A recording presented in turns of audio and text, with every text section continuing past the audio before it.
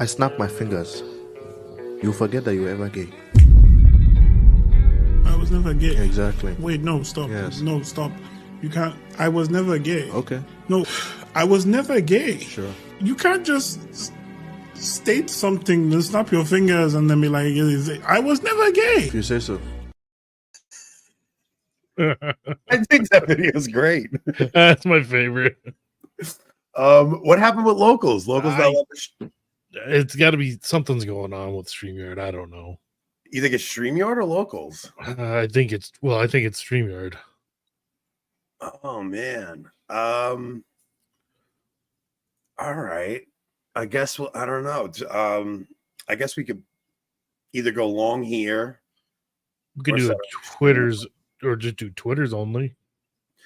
Nah, that's not fair to our locals. So it's like I'd rather just stay on YouTube if that's the case. I mean, I'll post the full thing in the locals afterwards.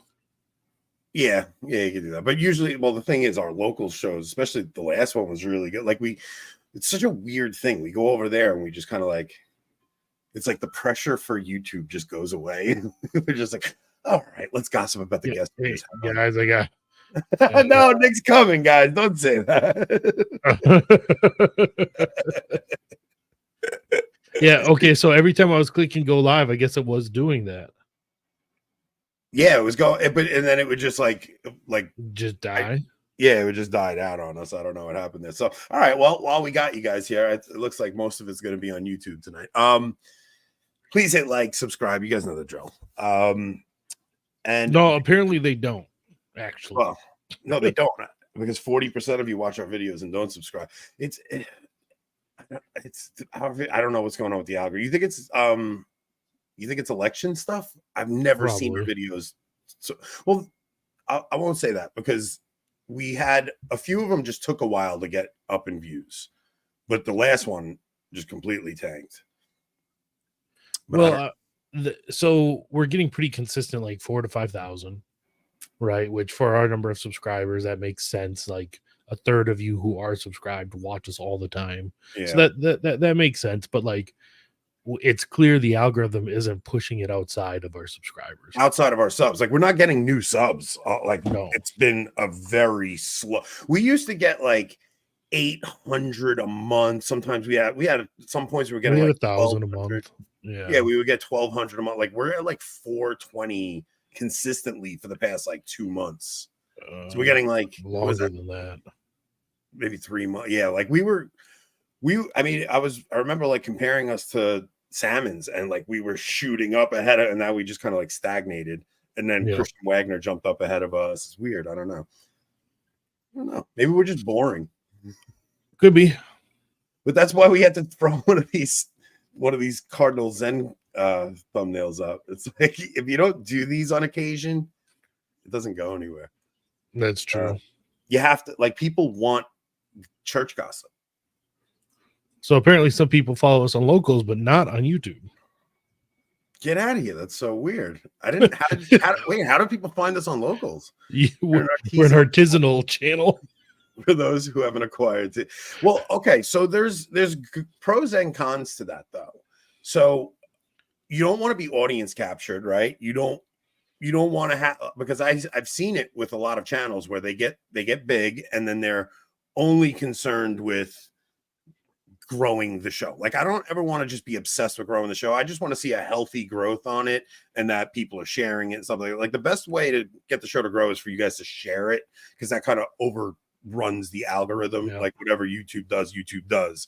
But if you guys share it with people, that actually helps. But I don't want to be audience captured. I want to have shows where we can just kind of do what the hell we want, and we don't have to worry about like, man, Jason sent a really good text earlier. I'm gonna read it. I'm not gonna say who it was about. But he basically said, inquiring minds want to know about Man on the Street, by the way. I have all the stuff. He's just a pansy. Do it. I'm just nervous to do it. Like, I don't know why. It's one of those things where you like Don keeps saying it to me too. He's like, but I don't know, going up to somebody on the street and just, I guess if I have a list of questions, all right, we'll have to do that. We'll have to just put a list of questions together and I'll just have to do it. But Jason said it's literally the same arguments, book after book, talk after talk, nothing original. Everyone in this space is scared to have a different point of view. And I feel like that's sometimes, like, I don't know. It's very difficult to do your own thing and not be like other people. But when you do that, you stay a small channel. Like, you're never going to be a huge channel if you're doing this off-brand, niche kind of content. Yeah, it's like, be yourself, but guess what? No one likes yourself. Damn. You have to do these stupid Cardinal Zen has had enough thumbnails, man. Which it's an interesting story. Like, obviously we do have to do like a regrouping on the synod because we haven't talked about it at all. So what was kind of a little wake up for me? Joe McClain made this about almost the exact same thumbnail I did for today, and I'm like, oh no. I saw that, but I thought maybe that I couldn't tell if that was parallel thinking or if he saw ours and was like, oh, I'll go with that too, Like, you never know, but it is the biggest story, right? I mean, yeah. Oh no, look who's What's here. the biggest story? All right, so I've been trying to just delay because I got to talk to you about. Wait, I know once I know exactly what to expect every show, I usually stop listening. Well, you'll never stop listening to us then. Well, that's true. Well, if you play the Avoiding Babylon drinking game, apparently we say the same thing every to be fair. 1,000%. So, do you have the list, Rob? Yeah, I do. Let me bring it up. You should bring it up. Let me change their background real quick. There was a long list. I was surprised to learn who introduced the Novus Ordo to China and made it universal. That's funny. There's a long list for the drinking game, actually. I was surprised. Pretty long, but I gave some new additions to it this morning. I because they're all me. They are all you. Saying the same thing. Except when I do this. That is a drink. When Rob throws me off screen. Where'd the drinking game go? I have the screenshot if you need it. Because I screenshotted it this morning. I pinned it, but apparently. Let me see. I got it right here. I'll send it to like 15 of Anthony and then one of each of us. So this is from a very long time ago. Okay. So the funny thing is it still holds up. Like, this is from over a year ago. Yeah. Maybe more. Probably 18 months. Yeah, because it has like Father Isaac on it and stuff. So we have accumulated. All right. So this is the drinking game. So every time one of these things happens, you have to do a drink. So story about Anthony's family. Anthony's boat. Winter's coming. You guys get a break from that. Tom Holland to Graham Hancock, which kind of went to bed for a while, but now Graham Hancock, I just started watching season 2 of Ancient Apocalypse, so that's going to start coming up again. Rob kicks Anthony off. He just did. Women drivers joke. We really talk about beating a dead horse. Yeah, but we've also kind of cut back, and now we should bring it back. Yeah, I feel like we gotta give the people what they love. Alleged locals content. We've been doing locals. I like how you actually just skip trivia. I don't even acknowledge it. It's not even the Amish. We talked. That was a whole local show the other day. Mystery of Iniquity has been a while. Been a while. We haven't talked about that. Italians, Italy. Well, I'm going to those of you who would like to join Patrick Coffin and I in a month. We're going. Oh, why did I quote myself? That was so. Because I saw you do it. I mimicked you. Patrick and I will be going to Italy in December. If anybody would like to join us, go to my my Twitter profile and you get all the details there. Working Saturdays. I've still been working Saturdays. I haven't mentioned waking up early in a while. Interrupting Robert. That's just never going to stop, guys. But I'm getting better at that. Like, if you go back 18 months, I would talk over everybody all the time. Now I've tried to pay attention to when somebody else has something to say. And like the other night because I go back and listen to the shows again because I have to find clips for it. And like you were getting into talking about the Samson option, and I almost like barreled over. I was like, wait, you say what you're gonna say, and I'll shut up. I was kind of surprised. Same. High school dropout. That's gonna be forever. I mean, I'm not going back to high school. The restraint has been a while. Trash talk Eric Sammons. We should bring that back a little bit because boring old Sammons with his mediocre milquetoast takes. He needs to be made fun of a little. Margot is offended. Margot doesn't watch our show anymore. Which I guess that means she's permanently offended at us. So we must have finally ticked her off. Yeah. Joshua Charles connection, typology, pouring out for Aunt Saintly Mother. It's been a while since your mom watched the show. Yeah. You gotta understand. Is that me? I say that all the time. You gotta understand. All the time. Or more often than not, it's more like, I don't think you really understand, or you don't really know, or something along those lines, where you're condescending and be like, you're stupid. Here's the real answer. Okay. No, it's just a verbal clutch. So my uncle does one. What does he say? He goes, I'm telling you right now, before everything he says. I'm telling you right now. Tyler no matter says what you he's say gonna it 1,000 times a show. He'll start off every sentence with "I'm telling you right now," and it's one of those things where nobody ever noticed it until I pointed it out, and now like everybody really. And so I went back and I was listening to one of our shows, and I catch this thing Rob says all the time. He goes, "Well," because I'll be on a tangent, and I'll be saying something. Rob will go, "Well, to be fair," and then there was one thing I noticed that wasn't up there though, actually. Like not covering the main story, us just talking about something else. We could definitely add that. Not even addressing the topic in the thumbnail. But for Nick, we have to add 1,000% for sure. 1,000%. 1,000% has to be added. Add the it's gay clip to the list. I think that's worthy, yeah. Evolution mythology. Anyway, okay, so we're this is a long intro, so we are going to get to the thumbnail tonight, just not yet, because I need to talk to Nick about the Brett Baer Kamala interview. Oh yeah, it's fun stuff. This was a very I don't know what's going on. Okay, so here's my thing with what I'm seeing right now. I don't see the groundswell of opposition to oh my goodness. Oh no. Hope she doesn't rewind. Just watch right from here. Just don't watch from here, Margot. Don't go back to the beginning. Oh no. All right, anyway. Oh, she is here. Maybe she did hear all that. So okay. Part of me thinks that they might let this guy win. Because there's the shadow campaign in 2020 was absolutely bonkers. It had Facebook spending $400 million, and it was the mail-in ballots and all this stuff. And this time, there's just not that block of universal resistance. What if it's because they know you don't even have to worry about an election? So I thought that too, right? Now, and I don't actually think that, but no. Well, here's the only way that works is if they are registering illegals without and that doesn't mean they're counting on the illegals to actually cast a vote. They register them and then they do. I just mean, what if they just don't plan on having an election? Well, that's option two. But yeah, well, they're already having it now because it's like a lot of states are already early voting. True. I go to vote on Monday.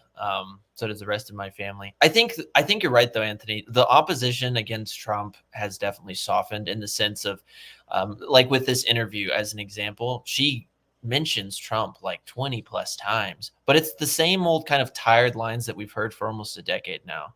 And I think that it's worn off, and you're starting to see a lot of people who are out and out just Trump supporters in the mainstream, rappers, CEOs, all kinds of stuff, where it's not just like a bunch of us in the deep South, coming out of the woodwork and being like, Trump, build the wall.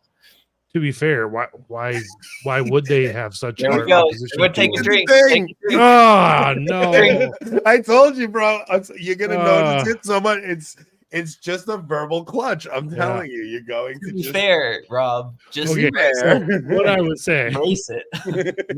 Why should they oppose him when his positions aren't any different than Hillary's was in 2016 at this point? Just because they didn't pick him, I think. Yeah. So like they just hate the idea of them not handpicking him. But so Wait, the thing are is, you seeing ads right now during the live show? Because you shouldn't be. Oh, the political ads, probably. Never mind. oh, okay. So Oh, the thing is, if they were so certain, she wouldn't have done Brett Baer. Like, there's no chance. She's doing that because their internal polling has to be so atrocious that they're saying, "Oh my goodness, we have to change the narrative here." It's going to be such a bloodbath that we need to do something. So she's going into it because think about what Biden did. Biden actually just hid away for that entire campaign in 2020. You know, he had COVID as an excuse, but he would remember what did they call it? Putting a cap on it, or like there was that phrase they kept using, putting a lid on his day. Yeah. Like, oh, we're putting a lid on his campaigning today, and they just like pushed this guy in the basement, and you didn't see Biden for that entire election season, but he had so much other help that it was just a landslide for him. But I'm even seeing contrarian views on CNN. I'm seeing it in places I never thought I would see it. Yeah. No, so broadly speaking, two things. One, when we look at the polling, if you include any type of bias, it's going to be a victory for Trump. That's number one in the Electoral College. Number two, and this is kind of a question for both of you. Do you guys have you looked into like the Gallup poll predictions and stuff like that?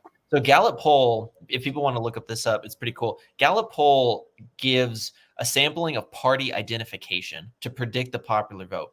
And every single election, they're only off by roughly 0.5 or 1%. So they're very, very close.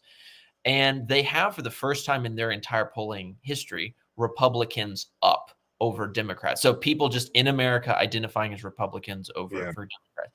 That tells me, along with when you look at Trump going to Coachella, going to Denver, going to your state a lot, Anthony, that he's going for the popular vote, which means that his internal polling, which they spend millions of dollars on, is telling him that he's doing okay enough to win in these battleground elections. Now, the question is, why would they let him win? Here's why I think. Do you guys remember like a month or two ago when we had that economic shudder, like that brief economic shudder that hit the markets? It like was pretty bad, and the Trump campaign was, obviously nailing Kamala, over this. I think that this is the foreshock of something is going to happen within the next 4 years, economically speaking, that's going to be really bad. And I think they're going to lay it at his feet. Exactly, because you mentioned once this to me, Anthony. Let them win, let Trump win, so that they can kind of recuperate, get rid of the two nutcases that they've had in office, pick a dark horse candidate, and then galvanize and go with that, especially if economic times are going to be bad. I think that that's more likely than not to happen. And unfortunately, this isn't going to really necessarily be like Trump versus Biden's fault. This has just been a stupid neocon neoliberal thing for decades that we have been putting off that is just eventually going to break. Yeah, look, they only have to deal with him for one term. It's impossible for him to run for another. So they have him for a single term. They see the mayhem that's going to come down the line. They figure, let them get in. They had to deal with the Kamala problem. Like, they had to. They couldn't just get rid of her. Like, it just... I thought it right as I said it, cigar mode.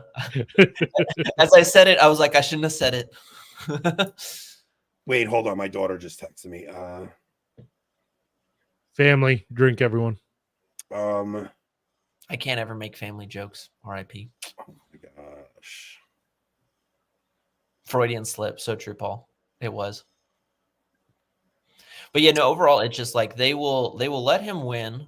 Not that they like him, but more or less because they know that strategically is going to be better for him. They had to take care of the Kamala problem because Biden clearly did not want to resign. We saw this when it came to the interview that he had on The View.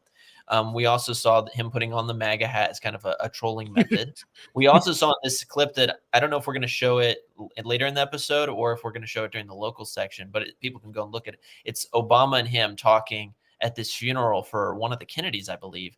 And people basically transcribed what they're mouthing. And Biden says, I was a much better candidate than her. And Obama's just shaking his head yes. I think that it's all just like, okay, let's let her lose, maybe she can prevent enough down ballot, catastrophicness from happening. And then let's recuperate after the election. And then we can blame any economic issues or whatever on Trump.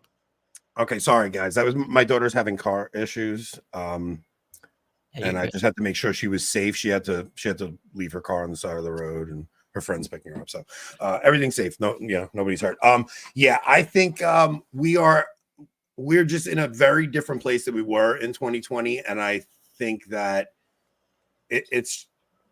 we're gonna see something different this time. So, like Rob said, the only other option is they're just gonna have some world calamity, alien invasion, something just to completely derail the election. Did you see the well, it's not really new news, but like an article came out today about warning about large solar storms over the next few months to a year. What I mean. And they do have this alien thing dwelling in the background. So she put diesel in the car. What's going on is her battery terminals are loose. And I ordered new terminals to put on her car, but they didn't come yet, and I haven't had time. Even if they did, I couldn't have put them on tonight because of the show. But I thought she would be all right. Like, they're very loose on there, and whatever. Who cares? It's not like something. If it was my son, he'd be able to rig it and figure it out. But all right. So should we get to some of the stories in the thumbnail? Yeah, let's do it. Last thing I was going to say on election bit, because again, we could go on forever about this, is one reason why I think that Trump is more likely than not going to win is just look where they're campaigning. I mentioned that a brief ago, but when you look at, for instance, in 2020, a lot of you guys in the chat have messaged me and you said, like, did you think Trump was going to win in 2020? And my answer in 2020 was I doubted it, because he was down 10 points in the aggregate of polling. And he was going and campaigning in Iowa, which is red, in Nebraska, which is red. He was going to places like this to campaign, which is not a good sign. But the fact that Trump is going to Coachella in California and getting 100,000 people, or New Jersey, 100,000. He's in the Bronx today. He's in the Bronx. Why is he there literally 20 days till election day? If you don't, not in the battleground states. Exactly. Your internal polling has to be good enough in which you feel confident. And so that's why I think it's out. Obviously, you guys know my opinion. Go out and vote.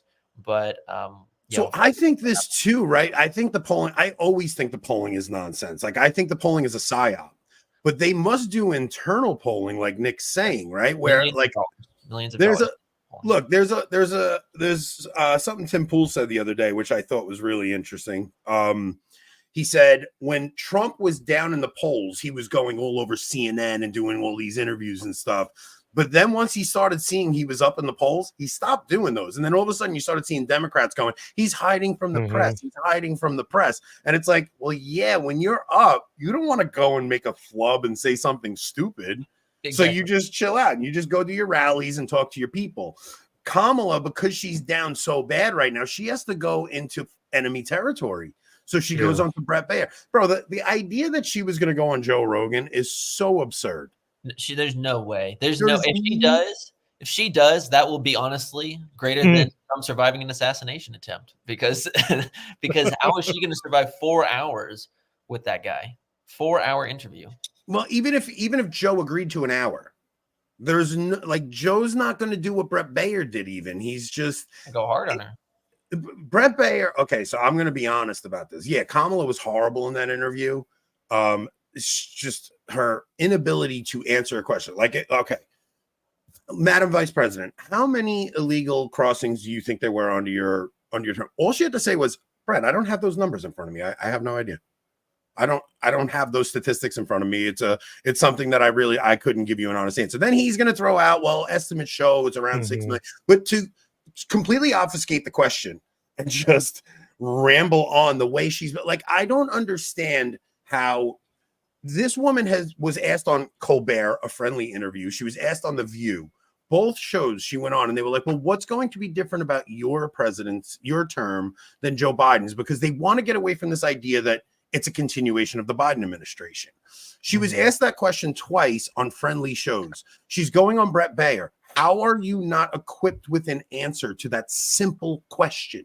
Like, her own team hasn't prepared her for the simplest of questions. Like, come up with some dumb thing that's going to be different. The whole idea where she gets where she says to Brett, and she's like, She's like, you know what I'm talking about. You have to understand, to us, we're looking at it like, well, you have to give an answer for the past 4 years. To most Democrats, they see Trump as this ever-present thing for the past decade. So when she's like, well, we're turning the page on the Trump era, she's looking at it like, and most Democrats look at it like, if they just beat Trump this last time, he's going to be too old to run next time. Like, let's just turn the page on this whole MAGA era that, you know, encompassed us the past decade. That's how they look at it. They don't actually see, they see even, but this is the funny thing. If they'd have just let Trump win in 2020 and not done what they did, they would be done with it by now. Exactly. But because they did what they did in 2020, all their shenanigans, they just prolonged the Trump era to 12 years instead of, I mean, the guy has essentially dominated the cultural conversation since 2015, 2016. It has been nonstop Trump for 12 years, to the point where I'm like, all right, enough already. We got to do another 4 years. It's going to be 16 years of Trump by the time his term is over if he wins. You're right. No, it'll be 12, right? Yeah, because he did 4, then they did 4, so it'll be 12. All right, yeah. It'll be 12. High school dropout, folks. Drink. Sorry, guys. Plug actually for everyone. I've been seeing some good conversation in the chat. Everyone go and actually subscribe to the Locals account, because later we're going to be talking a little bit about the future of the right-wing movement here in the United States, because a lot of you guys are rightly pointing out like, oh, Trump's moving to the left or moving to the center on issues, etc. And then some of you guys are talking about like, well, in our modern state of degeneracy, like it's expected. And Robin, I'm actually really interested to hear Rob's perspective when we go to the local section, just because I know Rob has been thinking about this overall. I don't want to spoil too much, but go subscribe to Locals so you can kind of get the uncensored conversation. And also so you can see me get fully red pilled the other night on the last one. Oh, yeah. All right. So we'll set up a separate stream for Locals. Like, are people dying to hear the Cardinal Zen thing? Because like, I'm actually having a little fun riffing on this right now. I mean, we're 20 days out from the election. You guys can't mind us riffing about what's going on in politics and the culture right now. I mean, it's just stuff that's happening. But yeah, there's so much. You have to realize how different Democrats and liberals are from us. They are a different species. They have a totally different information diet than we do. They watched that Brett Baer interview and they thought she killed it. I know. That's like, they actually thought she did good and killed it. That's because she did what her base wants. Her base doesn't want actual answers. They want her to be exactly Brad or whatever it is.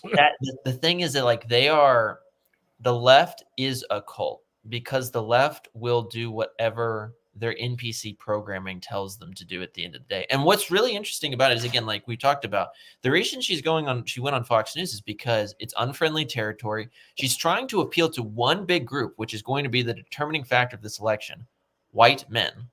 White men who the Democrat Party has been blasting, and culture just as a whole has been blasting for 50 years. And so what's going to happen? I then we'll talk more about this in the local section, but I'm curious what you guys think in the audience. What do you guys think the Democrat Party is going to do if they do lose in this election toward white men?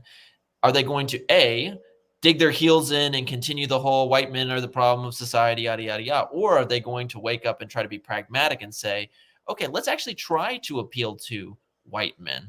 What do you guys think? I'm just curious. Wait, is this a real thing? Yeah, so I did see an article on. Oh, you're talking about this, right? Yeah. What are all your thoughts on reports of Pope Francis saying he will consider openness to transgender people when naming new U.S. bishops? I don't think he's naming a transgender bishop. No, I think he's saying openness to it. Right, the candidates for bishop, he will consider their openness to transgender people. To the issue, yes. Can you bring up Deuteronomy 23:1? Sure. Give me a second. You trying to do the cross-dressing one? Bring up Deuteronomy 23:1. That's my favorite new verse. Gulags for the men, Andrew. Yeah. I even get that actually is going to be a good conversation over there, because I want to talk about James Lindsay and his woke right crusade again. You're right, because Brian. he's just out of control. Deuteronomy 23:1. A eunuch whose testicles are broken or cut away, or yard cut off, shall not enter into the church of the Lord. Okay, you're reading the Dewey Rames. Of course I did. Yeah, you read it's funnier in the RSV. It's funny. What? It's Hold funnier on. in the RSV. It's What? actually funnier. Hang on. This is Anthony's memory verse, y'all. His one memory verse. There's Trump lawn signs in Boston. Let's go. Whose testicles are crushed or whose male member is cut off shall not enter the assembly of the Lord. So that's what Francis's bishops need to remember when considering trans people in their diocese. All right, yeah. We can segue this in. Oh, hold on. They want us to read it from the message. Oh no. Let me pull it up. No. Is the Here we message go. like well known as a meme in Catholic circles? Because it was like a meme in conservative Protestantism, but I've never really asked that. I don't know. The message is what? What is the message? I know I've seen plenty of quotes from it. So it just says no eunuch is to enter the congregation of God. All right, now look up the Creole one. What's the the Creole one? There's a Creole one. What's the Creole what's it Have you called? guys seen the Hawaiian Piddigan translation? It's like the Jamaican translation. It's pretty funny, man. That one I like a lot. There's the Creole one. The Hawaiian. Yeah, it's like that's basically what it is, Andrew. It's like an Ebonics translation. I'm not seeing it on this Bible Gateway. Gateway doesn't have Creole. Yeah. Okay. Essentially, the message, I'll be right back. You guys keep talking. The message is essentially just a paraphrase translation. That's all that it is. I could get technical, but that's all that it really is. Yeah. Pope Francis is releasing his memoir. First pope to release a memoir while he's pope. I thought that was a little interesting. Yeah, it was called, isn't it called like A Message of Hope or something like that? Because I saw Dr. K, he posted like a photo of Obama's old 2008 poster next to it that said Hope and Change. It's basically the same thing. And I was just like, okay, it's interesting. Have you noticed though, Anthony, that the synod coverage this October as opposed to last one, like drastically different? It's dead. Like, and even in the Catholic talking realm, that's what I mean. Dude, I think it's just people have Francis fatigue. Yeah. I think people have church drama fatigue. Look, you're even Dr. Kwasniewski put out a book, his latest book, where it's a defense of the TLM for normies, right? And it's like have the best answer for why people say phrases like, why does the priest have his back turned to us? Things like ridiculous things that people say, but it's like I don't know, man, we're so far beyond that at this point. Like even this show, titling it, like I'm scrambling for ways to do the show, because when you have heavy hitting Catholic things happening, especially 2017 comes around, all this stuff was new.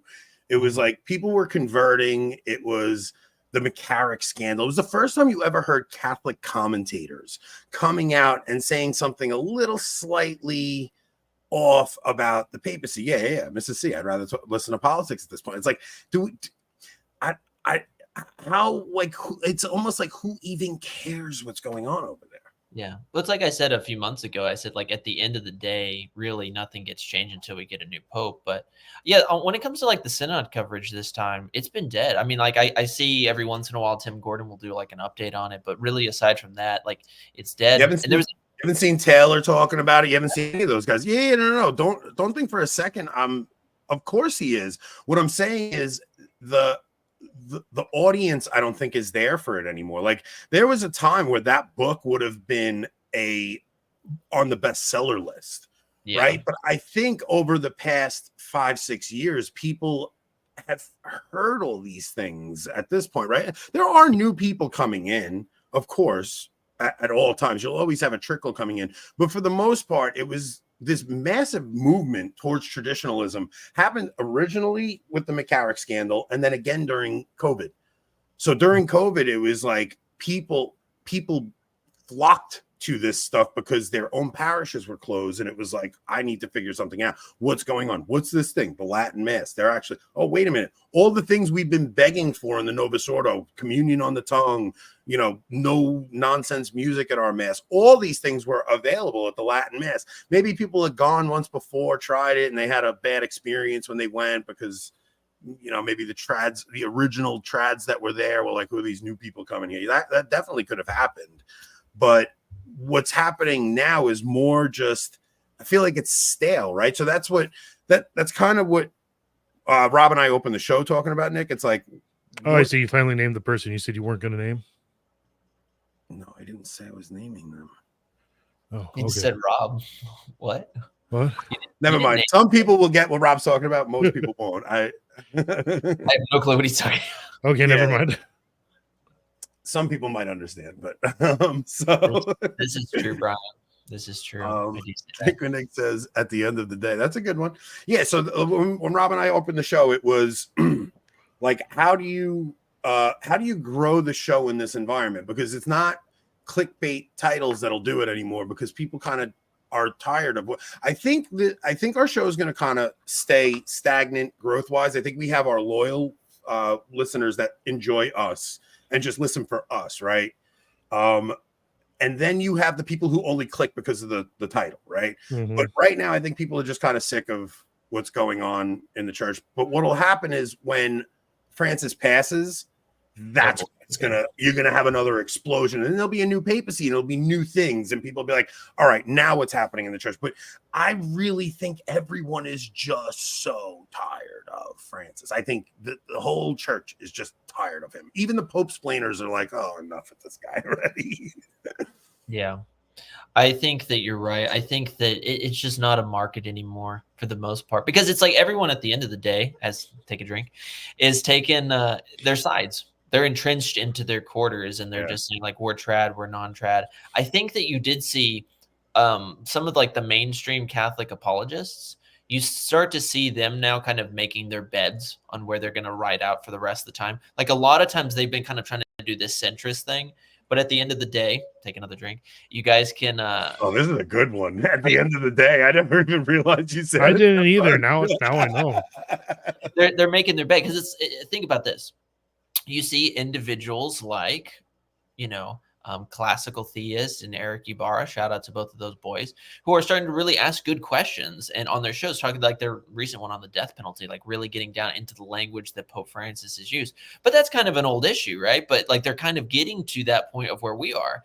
Yeah, and then you have other individuals like Trent Horn, who is going full, I'm going to blast the right-wing mode. He's receding. Yeah. Look, unlike his Jufro. It was exciting when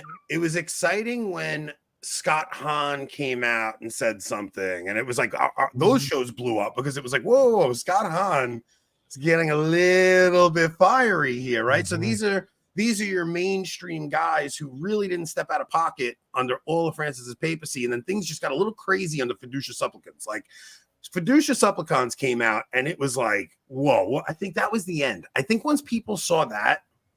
I think that was that was the end of the heyday of clickbait church drama. Yeah, that's when planning started to go down. Because I talk to people all the time who are converts to the church, and they'll tell me that I watched Michael Lofton back in the day, and I just hated the trads. But then Fiducia came out, and I couldn't stand a 46 episode playlist trying to explain it away, or I couldn't reconcile all religions lead to God. And, people have logic. I mean, just basic logic. They can't square these things.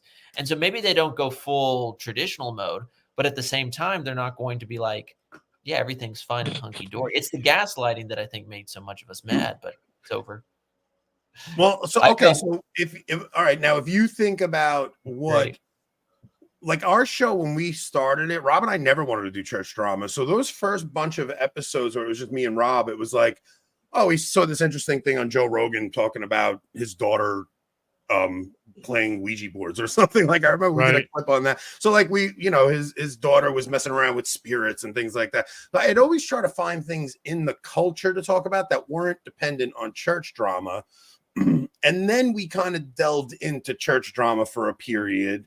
And then we dipped back out and we kind of went the young earth creation thing. Like I think right now we're in a transitional period where that's why we had guests on the past week or two. I was trying to see if having guests on would like spark something and like maybe a new conversation could happen, because a conversation doesn't just happen in one episode. It can be, it could be a 3-4 month thing. So getting guests on is actually a very good thing. It's just that sometimes it doesn't work out that way. It's I personally think that if we were to do something, and I'm just using this not as like a full endorsement, but just as the model, like when you look at Tim Pool, the way he does his show is here's a new guest every night.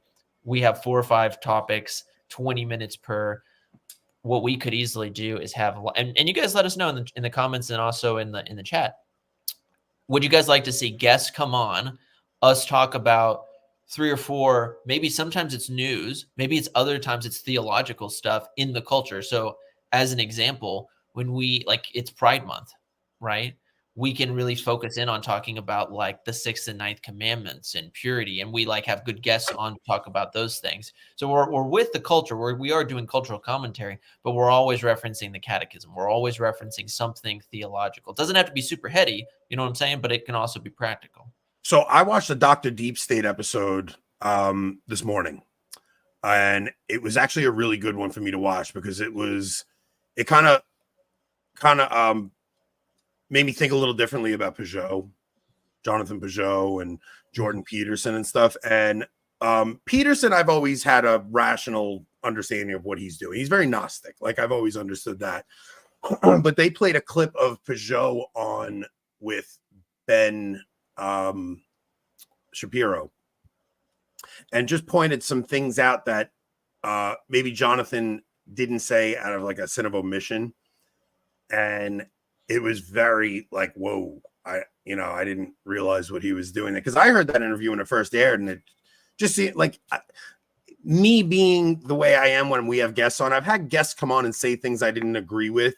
And out of the sake of not wanting to be confrontational, I just kind of let them say what they're going to say. And I don't really push back on it too hard. And I think that's what Jonathan was doing, but on a major theological issue, like especially the story of Cain and Abel, where the whole point of that story is to show how the firstborn rejects his birthright, or, Cain and Abel is God doesn't accept Cain's sacrifice, so he kills Abel. But Jacob and Esau, it's all of those firstborn stories are to show that God rejects the firstborn and then takes the secondborn in his place. And it has to do with the people of the old covenant being rejected and it going to the Gentiles. Like all of those are typological stories about that. And Jonathan kind of backed off of that completely because he was talking to Ben Shapiro. And obviously you're not going to start having a theological debate about the people of, like who crucified Jesus and stuff like that. Who crucified who? Yeah.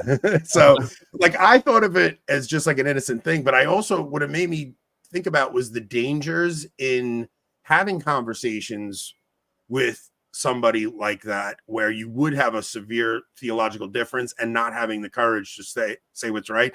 And even made me think, have I ever committed those sins of omission in my conversations out of the sake of cordiality, like just not wanting to have friction in even when we had Trent on the first couple times, I know a lot of people wished I had pushed back on him more on certain things. And it's hard to do when you invite someone on as a friendly conversation to go, have a heavy disagreement. I got to give Matt Fradd some credit for doing that with Andrew Clavin, whatever his name is, with the same-sex attraction stuff, because Andrew Clavin's son is gay and, married or whatever you'd call that.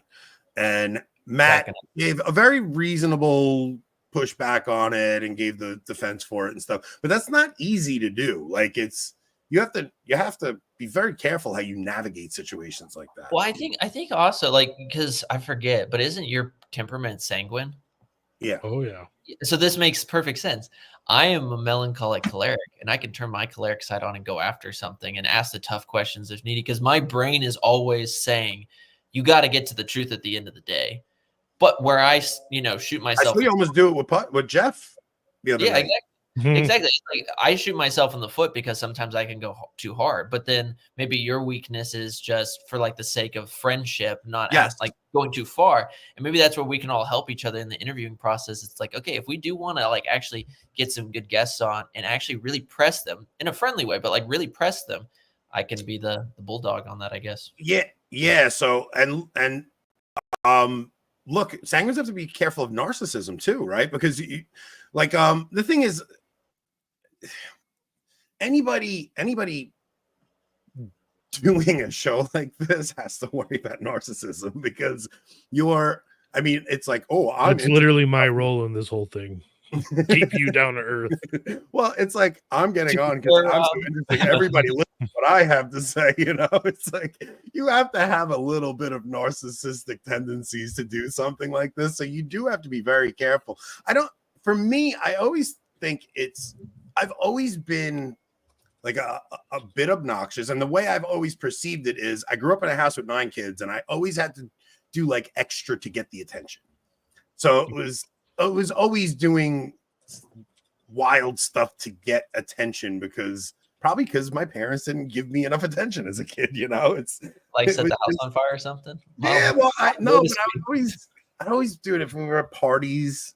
I would always be the loud one at the party, trying to get everybody's attention, doing something. Would be, bro. I've hung out with you. You still are. I know. Or in Steubenville, you yelled, "Where are the proddies?" Yeah. I was ready. Because if you get a couple of beers in me, like, I'll literally go fight Protestants. Like, you tried. Give Anthony beer. Give him beer.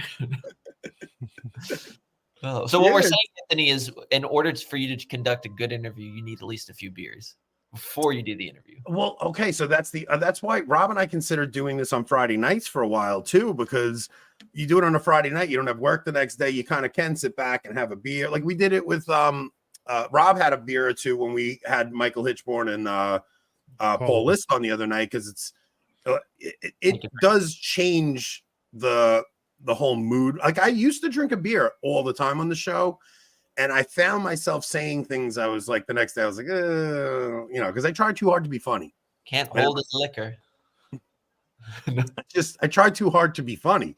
And if I'm trying too hard to be funny, I'm not funny. I'm just mean sometimes. Like, yeah, I get that's that. usually to be fair, that was mostly during trivia and against Jason. Yeah. And to be fair, that's no, Rob, I'm telling you, listen to me. When I go back and listen to the shows, by the way, you say listen to me all the time. That is true. These verbal crutches are so annoying.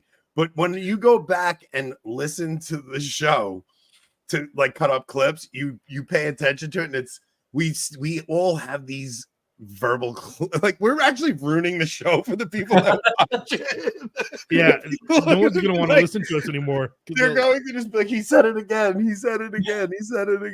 Oh, so the listen to me thing is the same thing as my uncle saying, I'll tell you right now. It's just to be fair. It's to be fair. Mention drink. And anybody that's going to criticize us, I'd like to see you get on here twice a week, do 2 hours of original content, and see if you have any verbal crutches. Anthony, they say you need to find one of the gay bars in Rome so you can look up Cardinal Radcliffe. We're going to do something with the Rupnik art. Do it, please, dude. I'm telling you, that could be the thing that spikes the next trad rise in the church. I'm not saying I'm gonna destroys the. I'm not gonna do anything that'll get me in trouble or arrested, but we will severely mock it. And so, like, we're going to do something with the Rupnik art at a CC. Like, it's. Thank you, Laura. Very kind of you.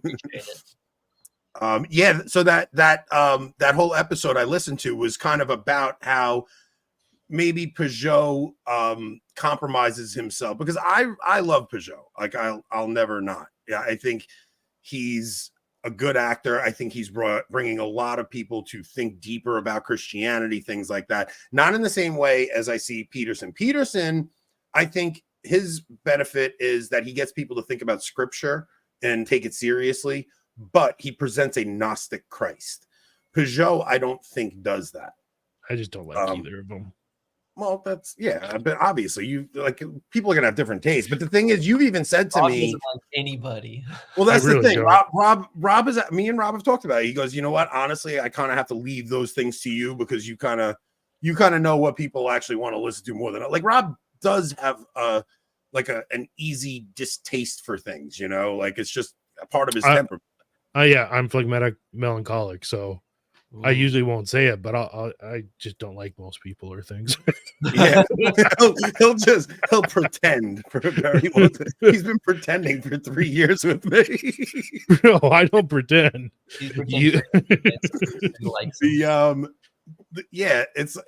But Rob, exactly.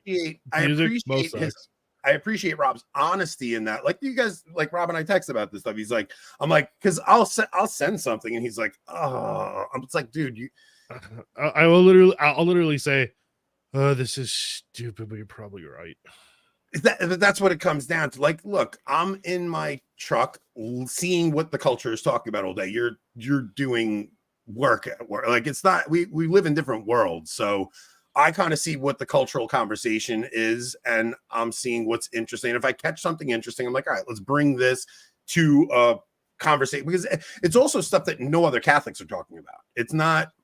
It's usually, you rarely see us talking about what everyone else is talking about. Like even tonight, we put that thumbnail up, but I haven't really talked about it. Molly's probably thrilled because she loves those shows when we don't even discuss the thing that we said we were going to discuss.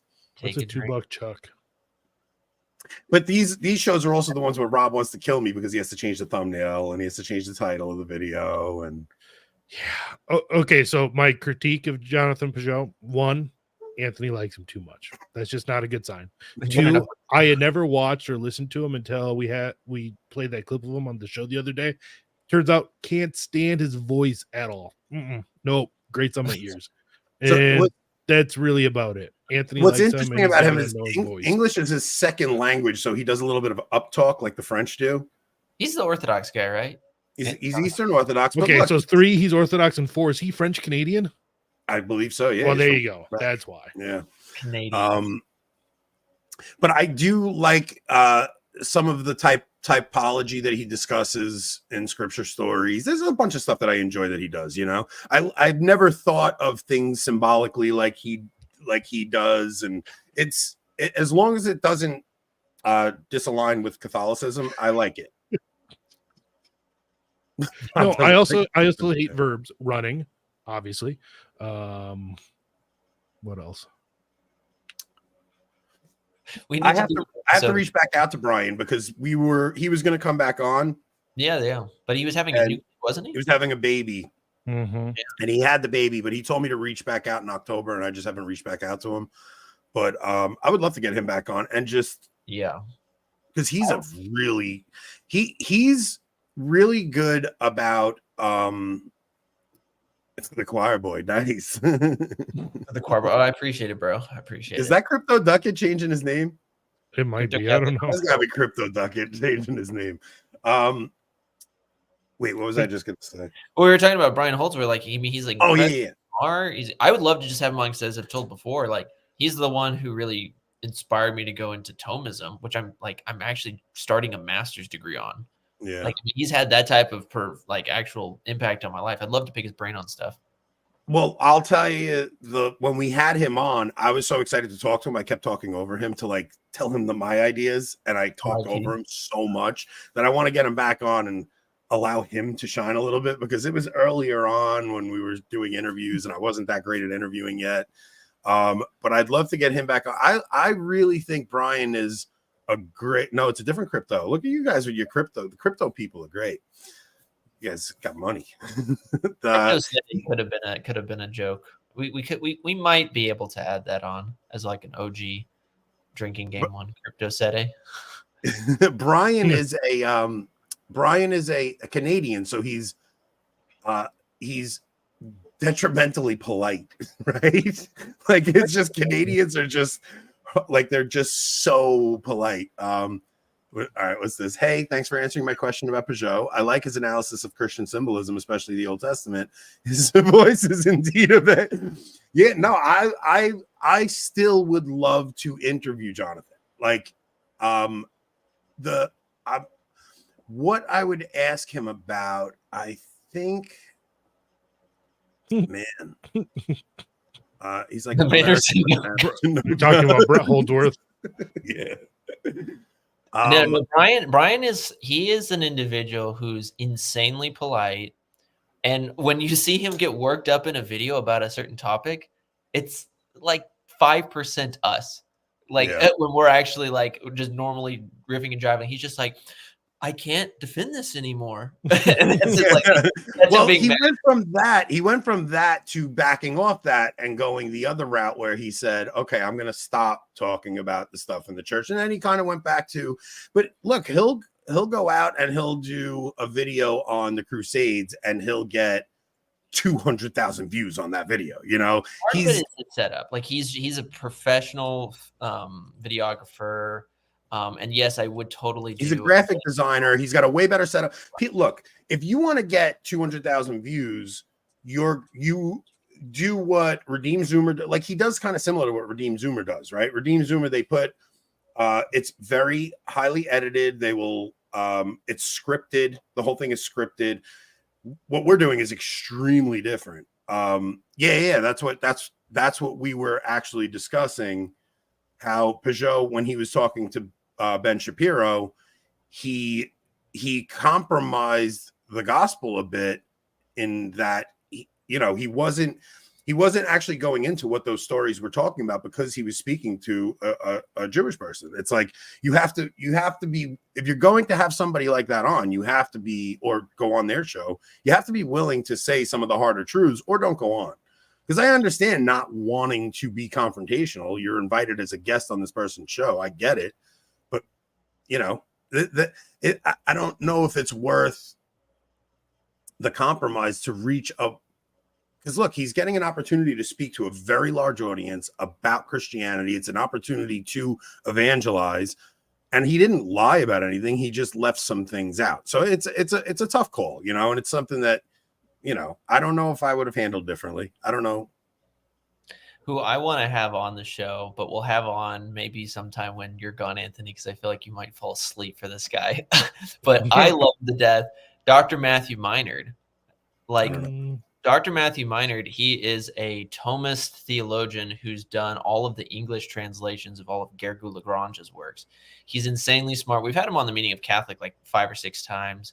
And I'm doing work with him privately, and he's going to be one of my professors in my master's work. But he's just like super down to earth, moral theologian, but he's a uber brainiac. And so for sometime you're gone, I'm going to be gone for 2 weeks, so I don't know if you guys want to put content out while I'm gone, or I think during when I'm in Italy. Rob and I will personally wreck the channel by putting so much controversy. Well, there's a couple of options. You guys you don't have to do twice a week, but even if you did one show each week, but then Rob, you and I should mine our older videos and find some gems from the past because we have a lot of new people watching. And for instance, we need to put a supercut together of the Danielic mystery. Just do one big long one. Dude, maybe I'll take that whole video, edit out all the nonsense from it, and just repost that. But I know most people have seen that one, but that's one. Some of the Father Maudsley, the first Father Maudsley interview, like some of those interviews are so good that they're worth going back and listening to because we learned so much doing them, So I don't know. We'll have to figure that out. But I don't think the channel should be dead while I'm gone. I hope you guys do. We'll do a Civil War show, something like that. Yes, we actually do need to do a Civil War show. Yeah. And we will get kicked off YouTube, but it will be worth it. Yeah. 1,000% kicked off over Christmas. Oh well. All right. So what do we want to do? Should we let's do the Cardinal Zen story? I mean, it was in the thumbnail.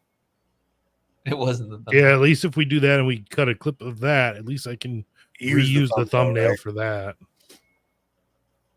All right, let's do Cardinal Zen. And Father Mosley wasn't banned from YouTube, Sue. He chose to go because he chose to go to Rumble. Now, we'll have to figure out what we're going to do with Father Mosley because I would love to talk to him again, but he is into some really, Controversial. really, huh? Controversial stuff. Yeah, that's to say the least. I mean, he's on a he's on a whole other level right now. So we'll see. But okay, so breaking. Cardinal Zen warns Synod aims to overthrow church's hierarchy for a democratic system. Obviously, the purpose of this conference was to overthrow the hierarchical class of the church and implement a democratic system, wrote Cardinal Zen about the Synod. Cardinal Zen has issued a strong warning about the Synod and the persistent division resulting from fiducia supplicans, saying the future of the church is uncertain unless issues are resolved. I feel most anxious about how this so-called synodality of the Synod of Bishops can be concluded smoothly, began Zen, the Emeritus Bishop of Hong Kong. The Cardinal's latest essay, published October 17th, renews his prior concern and criticism about the Synod, but also ties in the controversial 2023 declaration Fiducia Supplicans, which approved same-sex blessings. Zen presented a traditional understanding of a synod, explaining that there is a church document that explains the synod meeting, an important historical fact of the church, that the synod is a structure in history through which the hierarchy leads the church. The synod on synodality is comprised of lay and clerical voters in a seismic change which has prompted much criticism that is no longer a synod of bishops. Synod leaders have persistently posited the common dignity of baptism as the rationale behind lay and clerical voters presented at the synod. But Zen warned that while the church should engage in the mission of evangelization, only the hierarchy can ensure the direction of the church's journey and safeguard the content of faith handed down from the apostles. Jesus entrusted the church to the apostolic college headed by Peter, and the successors of the apostles are the bishops. Now, I'm trying to think if there is any way that synodality is compatible with the Catholicism that we believe. I would say that at least the way that it's being framed, no. People it's a little late early for bedtime story. Yeah, maybe where you are, not so much here. People need to realize that this stuff, like the Amish question, has tentacles that go back and can be traced throughout time. And I'll just give I see what you did there with tentacles and Amish question. Thank you, Rob. But I'll give one example. Yves Congar was a Dominican theologian who basically ran the Second Vatican Council. He was the guy who came up with essentially all the nonsense with ecumenism. And he very famously, in his book, The Reform of the Church, made the statement that the church always has to be reforming itself. And he did so particularly in the area of the hierarchy. So he said that essentially, when it comes right down to it, we can't look at the church as just the structures of the Pope and the cardinals and the laity. Rather, we need to look at the life of the church and see, what are the women experiencing? What are the men experiencing? What are the children experiencing? What is the life in the church? And that whole mentality got embedded in various parts of the council and then has really been trickling down ever since. My whole point with this is to answer your question, Anthony.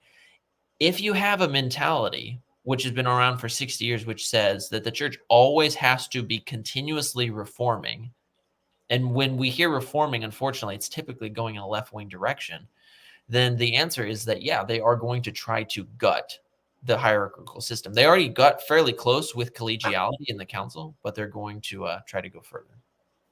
Yeah, I think the obsession with what we could do with women, and I just think it's just going to make things worse and worse and worse. Like the thing that will save the church is bringing young men into the church and bringing a masculine version of Christianity to the world. It was 12 men that changed the world, and it will be men who change it again. If you continue this feminized version of Christianity, Catholicism specifically, the world is doomed. There's no way you're going to get men to follow women. It's impossible.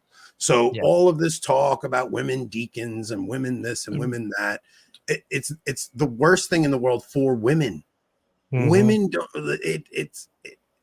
Honestly, if you talk to a woman who has a healthy understanding of the dynamics between men and women, they don't want women in charge of things. You know what I mean? It really is this feminist mindset that has set in and really dominated every facet of our culture, and it's made like crazy people. It's made women crazy. It's made them nuts because they are arguing for a thing that is to their own detriment, and they don't get it, you know? So I think Father Ripperger actually said that.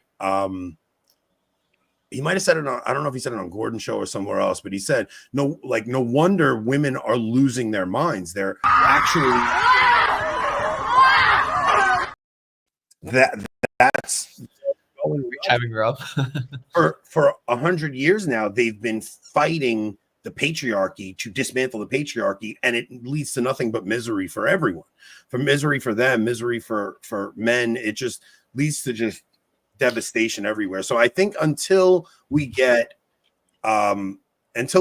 this feminized version of Christianity out, I don't know. I think it just has to go. It has to go, and it's going to go. It's just a matter of the countdown at this point. Yeah, no, I agree. Real quick, I just wanted to answer this because I'm actually affiliated. I'm affiliated with the SSPX Dominicans as a third order tertiary. If you're wanting to look up information on the SSPX Dominicans in particular, look at Father Albert his stuff online, or go to the French SSPX page and find the Dominican male community that's there. To your point, Anthony, I completely agree. He said, Father Ripperger said on Tim Gordon's show, he gave the example of Genesis 3, the fall of Adam and Eve, and part of Eve's punishment is that she needs to go back under the natural covering of her husband instead of, but she'll always have this temptation to usurp authority. And so we see very much so that the feminist movement in its inception is a satanic movement because it is trying to like drastically shift the dynamics of male and female relationships. But in the church, if you look at the stuff that the Synod has been talking about for the most part, it just sounds like a woke laundry list. What can we do more for minorities? What can we do more for women? What can we do more for homosexuals? It's the same stuff that you could picture on a Kamala Harris ad for the most part. You know what I'm saying? And what's crazy about that is that is I don't want to go down this road again, but it is Amish infiltration. Like if you read any of the articles that are talking about any of this gender stuff, all that stuff, it's all written by people that are, you know, from that tribe. So it becomes turning butter, building houses, taking over the Catholic Church. It just becomes an infiltration into every facet of culture, including the church. The church, I don't know, man. It has to. Like, I don't know what would happen. Like the next pope. Okay, so the next pope, in order for him to be a good pope, has to be willing to die a martyr. Like 100% has to be willing to lay down his life. I mean, I think that should be the requirement for all popes. Of course, it hasn't been for a very long time. But the next, like, if we are going to get a good pope, he has to be willing to go in and be as ruthless as possible and just be willing to face, like, you need a Trump-like courage. Like Trump, like, never cared what barbs they threw at him and stuff. He just wasn't bright enough. Like, I really still think that about Trump. Like, we could say all we want about Kamala not answering questions. Trump doesn't answer questions either. It's one thing that drives me nuts about him. Look, like, let's put it this way. Somebody asked him, what will you do about transgender women in women's sports? And he's like, well, I'll just stop it. I'm the president. And it's like, no, dude, you don't even know that, like, Title IX federal grants are going to these schools, and these schools are doing this because if they don't adopt, you know, bathroom policies according to the, like, they'll lose their government funding. Like, you're the president, you can actually put an end to that Title IX program, but he doesn't even know.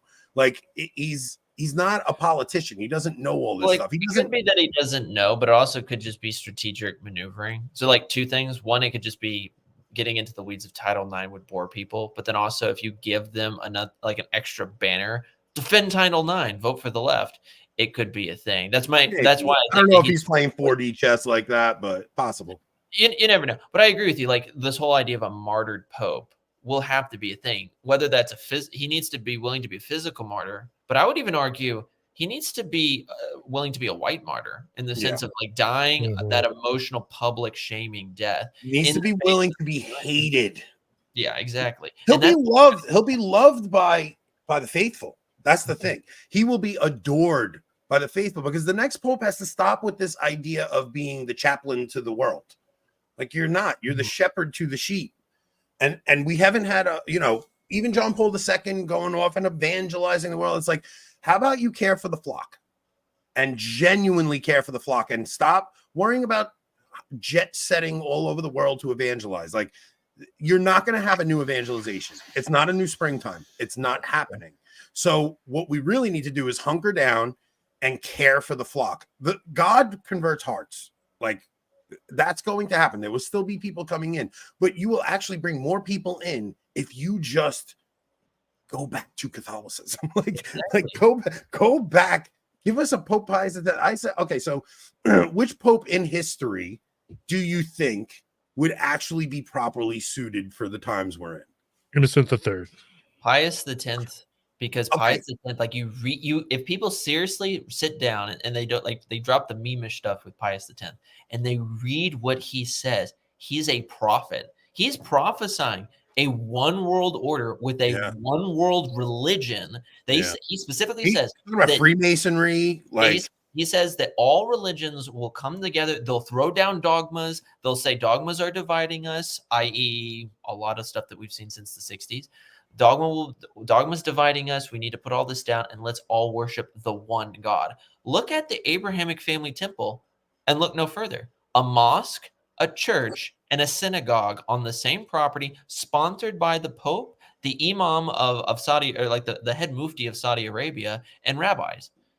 Like, it's the same version of Christianity that Jordan Peterson is presenting. It's this Gnostic. It's this Gnostic Christianity that it neuters Christ. But okay, so Pius X, okay, great candidate. I don't know enough about Innocent III, Rob. He called the Crusades.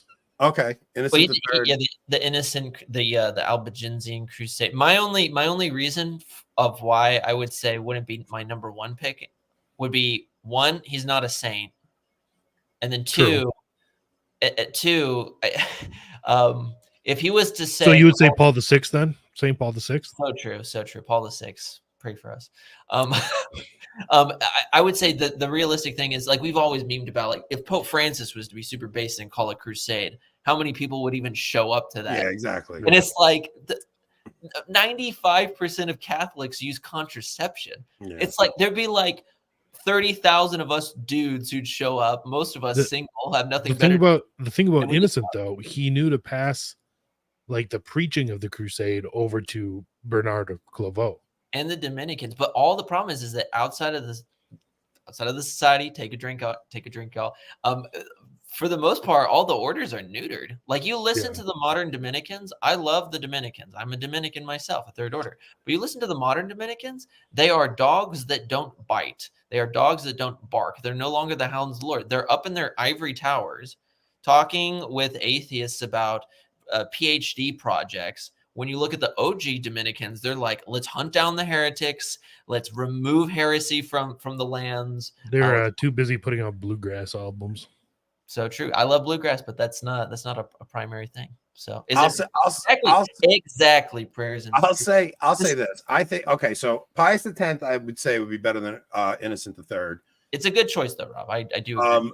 So Pius X, but I'm even thinking like Pope Gregory the Great. Leo, yeah. But somebody who actually dealt with paganism, and like Gregory the Great, he was like everything in Latin, everything. Universally, the church will speak one language. We are doing this, and I don't care what you say about me. The Pope cannot err. The Pope has not ever erred. Like, he was amazing. Leo made Attila turn around. That is true. That is true. That's a good pick, Rob. And I will say this: I am not even slightly kidding about this.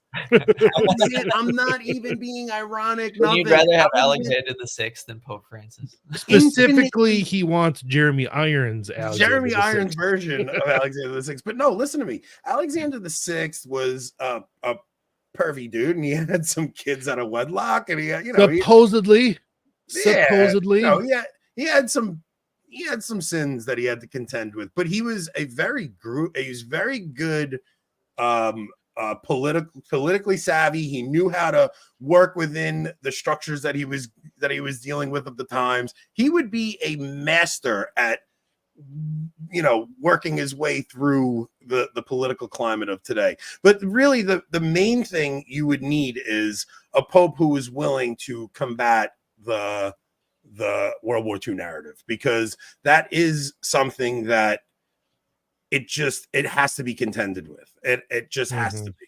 And until the church gets back to actually viewing the people of the old covenant as people who need to be converted, it's never going to, there's something so off about that. It's just, we're not seeing reality for what it is, so it's like we've lost our mission. Like, the mission Christ entrusted to the church is to preach the gospel. And can we really say that nations? Exactly. And can we really say with all honesty that the phrase "all religions lead to God" is the same as "thou shalt have no other gods before me"? That's the problem. Like, you can't reconcile the two. No, you need to stop with the ecumenism stuff, all of it. It needs to just be, look, hunker down. Where are my children? Let me care for my children. All of these disgusting men who have been leading the church, they all got to go. We just want holy men who care about the souls of their children. And that's a very tough task, man. Like, it's something that will take divine intervention, but I don't think this is 100 years out, man. I think this is in our, not just in our lifetimes. Like, I think this is soon, man. I think we're going to see something so drastic that it's going to be so clearly God's intervention that there's no other explanation. Yeah, I pray so. So okay. I don't know if I'm almost always in the nothing ever happens camp. I know you are, but sanguine Anthony, melancholic, phlegmatic Rob. Yeah. I'm in the middle. I'm like, I pray that it happens. I have some doubts, but I pray that it happens. I am so I want to be optimistic, and I don't care. I know God loves us. I know God loves us, and I know He hasn't abandoned us, and I have complete faith. He knows what's happening right now, and He's not going to leave us orphans. He has allowed things to get to a very dark place in the past decade specifically, but over the past 60-70 years, it's been just a trajectory downhill. But the past decade have been so eye-opening. You guys are going to see Conclave together. I think I probably am going to see. We're going to be in the next. You're going to watch that? No, review it. Yeah, no. I mean, I watched the Padre Pio with Shia LaBeouf movie, and I reviewed that. Like, yeah, but they don't elect a train. They don't elect a. Yeah. Sometimes you got to go in and say it, Rob. Say it. I did. That's not right. Myself. So Rob. You want to set up another local stream? Oh, give me a second. You guys see what I'm dealing with? Oh, give me a. Go join locals though, y'all, because tonight Rob and I especially, but Anthony as well, because he's an Italian descent. Great, good African. We're gonna debate. Do we want Mussolini? We're gonna do Salazar. Sorry, I'm Salazar. Yeah, we're gonna talk about some risque. Yeah, we're gonna talk fascism, the future of the right. Do you actually prefer a dictator, or are we better off in a democracy? Like, I don't know if people like. I guess it depends on the dictator. Did you like my poll though that I put out? I joked that the chat is my Twitter. The chat is my Twitter. Yeah, I still want to know what your Twitter handle is. Yeah, me too. I'll give it to you eventually if you guys can't figure it out. Just join locals. Now what? Okay, so for anybody else, look, it's $5 a month. It's like if you guys enjoy our show for $5 a month, and I think you guys get for it's like $45 for the year. So you pay $45 one time, and you have the after show for a year. I mean, it really is very affordable. It helps us keep the lights on. It gives us opportunity to like. If we didn't have locals, there's no way this show would be we would still be doing this. Like, it's just we get nothing from YouTube, like nothing. Yeah. When I tell you guys, like it's from ads, anyways. From ads, yeah. Well, super chats and stuff will get money, but never YouTube pays us nothing. So if it wasn't for locals, we don't do this show. So $50. All right. I think Rob tried setting it at 45 and I bumped it up to 50. So you guys could blame me. I'm pretty sure it's 45. You tried doing that and I overrode you and put it to 50. Leave it at 50. Leave it at 50. Leave it at 50. You guys see what I have to deal with? You see what I have to deal with these two? It helps me buy indulgences. And new statues to pray to. Yeah, guys, I couldn't do a man on the never mind. Dude, let me know. I'll do those man on the street interviews for you. I got Nick you. Nick gets a third of all super chats, and we always try to tip him when we can. But yeah, it's not like we're making enough to actually pay Nick regularly. So if you guys don't super chat, Nick doesn't make anything. So don't be cheap. Either super chat or come on locals. Get to it, guys. Bobby Steen. Bobby Steen. That's good. No, there already is an Anthony Stein. Yes, he spells it differently though. Thank God. Okay, right. I have the local segment. Oh, hold on. Let me go over there and get that link to give to everyone here. He has a Sephardic surname. Just pull him up on Wiki and check his early life segment. My name is actually, if you look up Saint Anthony. Oh, here we go. Drink, everyone. This is gotta be another one. This should be a drinking game. Saint Anthony Abadi is Saint Anthony of the Desert. Spelled the same and everything. Saint Anthony of the Desert, the father of Western monasticism. So that is the genesis of my name. I think they consider Saint Benedict the father of Western monasticism, but okay. Don't challenge me on air. Do that off air. It's only $45. Actually, it's 50. What do you mean? I already told you so. It's 60. Listen, you cheapos. You should be giving us 100 for the year. You shouldn't even be getting. Okay, okay, guys. We're gonna go over to locals now. Yeah, I haven't told the wallet story in a while. Oh man, the wallet joke. I haven't told the wallet joke in a while. Maybe I'll tell it over on locals. All right, guys. We will see you guys on the other side. Come join locals. That's where we have more fun than we ever do over here.